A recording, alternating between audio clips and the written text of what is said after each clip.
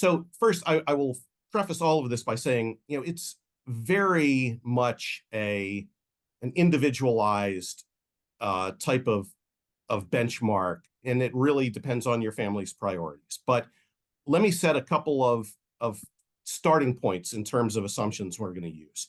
So, for example, on average, roughly half of what gets spent on college, or half of what funds college for students in America, is the parents' saving and income.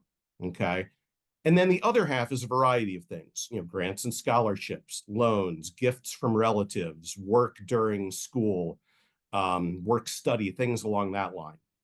So if we start with that baseline of, okay, maybe aim to fund half of it. Some people will say aim to fund a third. Some people might say higher. It's up to you. But we thought a half was a rough estimate to use, and a good kind of down payment on college, if you will. If you're aiming to cover that half, and you're looking at an in-state school, you're looking, public school, and you're looking to include room and board, fairly common set of circumstances for a lot of people in America, then we've said that if you save around $260 per month from the birth of your child through college, not just to college, but through college, that gives you a pretty good chance of meeting that objective of funding half. Okay. And so that includes assumptions like 6% assumed return on your investments, which is not guaranteed, but it's an assumption. We're also including a 5% college inflation assumption, which maybe lately seems conservative, but hard to say.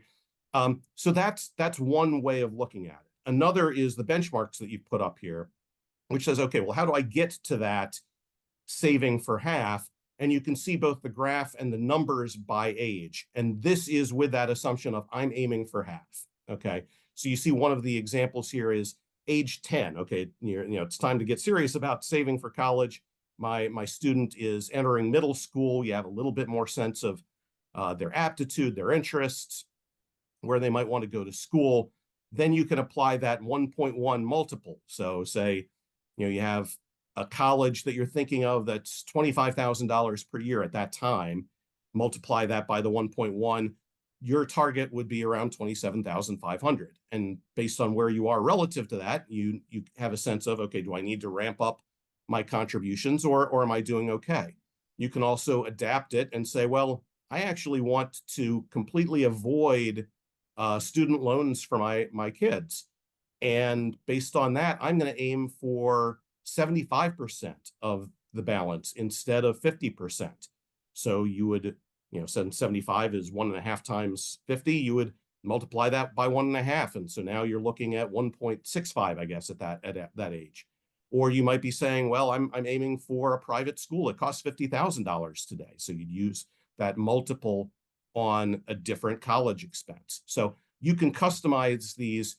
Again, it's very personal, but we wanted to give a few different ways for people to look at it.